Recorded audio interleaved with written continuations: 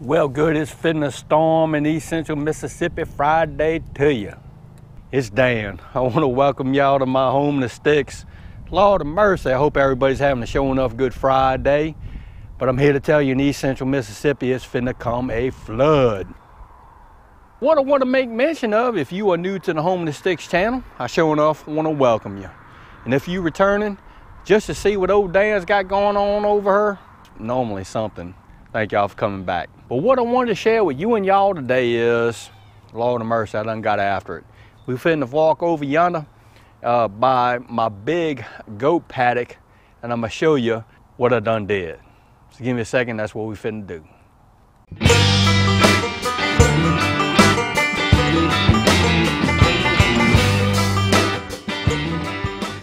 All right, you and y'all, we over here by the big goat paddock. Let me show you.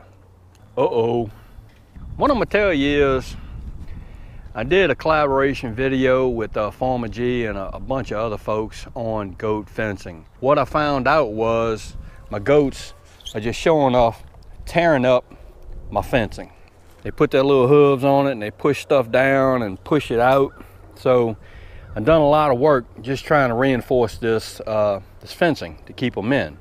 But what I added was some electric fencing. So what I wanted to show you is what I done did today. My Uncle P come over, give me a hand running the wire, putting the insulators on the T-post, and let me show you.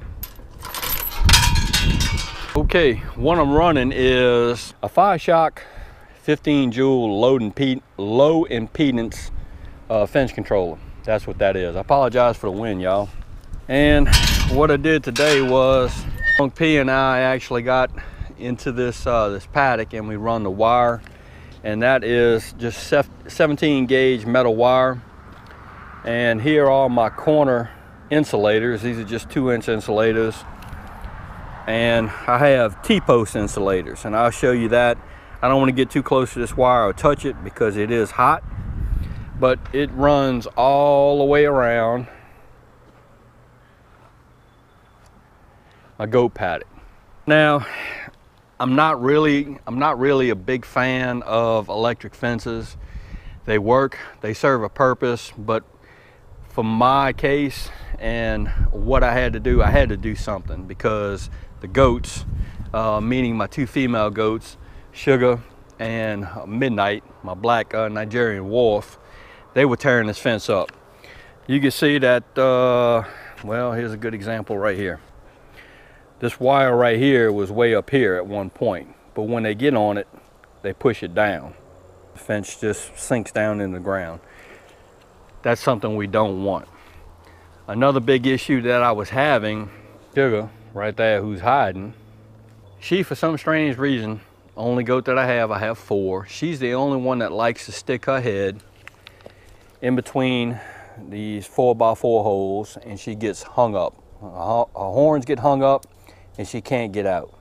The one thing that worried me was, it's not really that bad. Well, it's bad, but it's really not that bad during the winter time, because if she gets hung up and I'm not here, she's probably okay till I get home. But during the summertime, I don't want her to get hung up, sun beats down on her, and possibly hurting her or killing her. That's what I don't want. Okay, Dan, you went 3 strand. Why'd you go 3 strand? You probably could have got away with 2. Yeah, maybe. But Midnight, the black goat, where's she at? Oh, there she is. Both of them are hiding. They're like, oh no. But there she is right there. She as well likes to jump up on this fencing, on this goat fencing that I have up. After observing what they do, I saw where they were putting their little hooves at. And that is, this is the area that they do it. I got 1 down low, 1 medium, 1 a little high. So it'll cover both of them. We got this fencing, this electric fencing put in place earlier today. I took off early today. My uncle said he was gonna come over and give me a hand. We ran the wire, grounded the controller up, and we charged the wire up, and yes, the goats leaned up against the fence and got a little shock. And that's fine, because as you can see, they ain't going nowhere near that fencing. And that was the whole thing. It's kind of an inexpensive way to get your goats, if you have goats or small livestock, trained to electric fence. I want to say Sugar, the white goat, she got hit once, never went around it again. And Midnight, the Nigerian dwarf, the black goat, she got hit once, never went around it.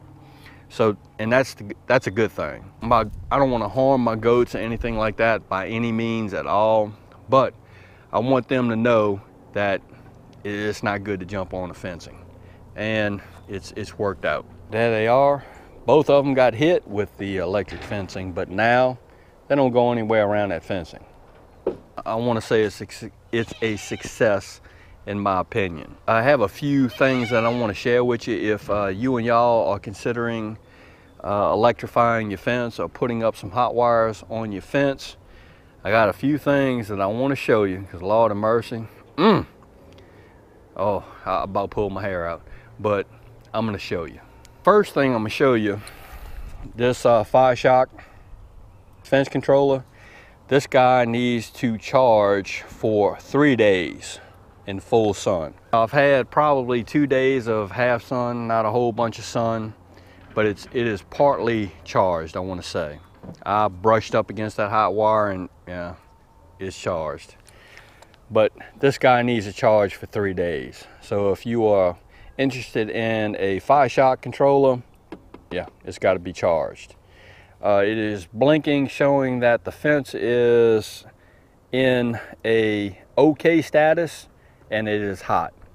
I would imagine next couple of days, and it's supposed to rain probably for the next week, but I'd imagine part sun will keep this thing charged and we'll be good to go. But then again, the goats know not to get close to this wall right here, so that's a good thing.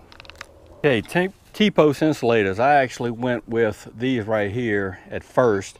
These are the Fire Shock 2-inch insulators, and this actually wraps around your T-post, and this is where your hot wire actually goes. But what I've found is they break, and that's not worth the dookie, I'm here to tell you. Quite frustrating, and they just don't work out good. What I went with is this product. This T-post insulator is made by Gallagher. The inside, I don't know if you can see it, but there's actually a notch on your T-post. If you have them facing inside, there's notches on your T-post. This actually slides onto the T-post and locks in on the notch. When you run your hot wire, all you do is run your hot wire in here.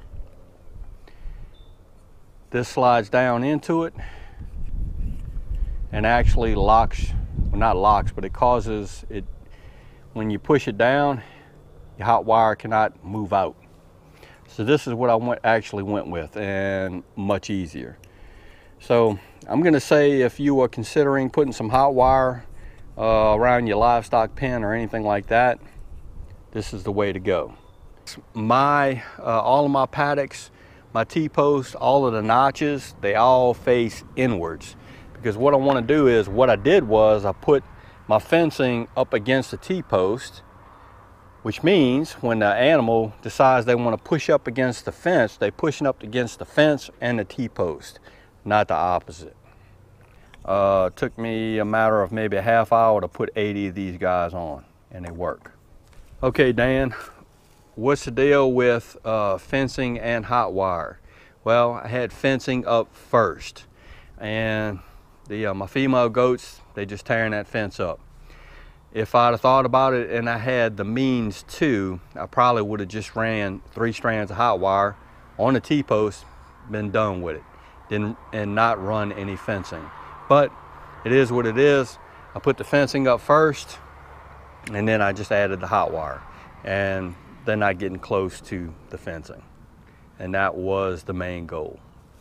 So y'all, I'm gonna end this video. I've done blabbered on long enough. It looks like it is fixing to come a flood over here in East Central Mississippi. I mean, it's supposed to rain for the next week, but that's okay. I completed a project. Hopefully the female goats, Sugar and Midnight, know not to get close to that fence because they done got hit with it. And that fence controller can charge up and just keep that fence hot. Again, I hope everybody is having a sure enough Good Friday, and I hope y'all looking forward to the weekend. I know I am. I'm fitting to take a road trip to Wiggins, Mississippi tomorrow morning. If you like this video, go on and give it a thumbs up to help. If you haven't subscribed to the Home and Sticks channel, Lord of mercy, y'all need to come on over, give me a look, because I'm always doing stuff. Really. With that being said, you know it's coming. Dan Rafferty showing enough, always gonna say it. Don't let nobody dull your shine. And I mean nobody, especially when you're putting some electrified goat fencing up. And Dan will see you and y'all in the next video.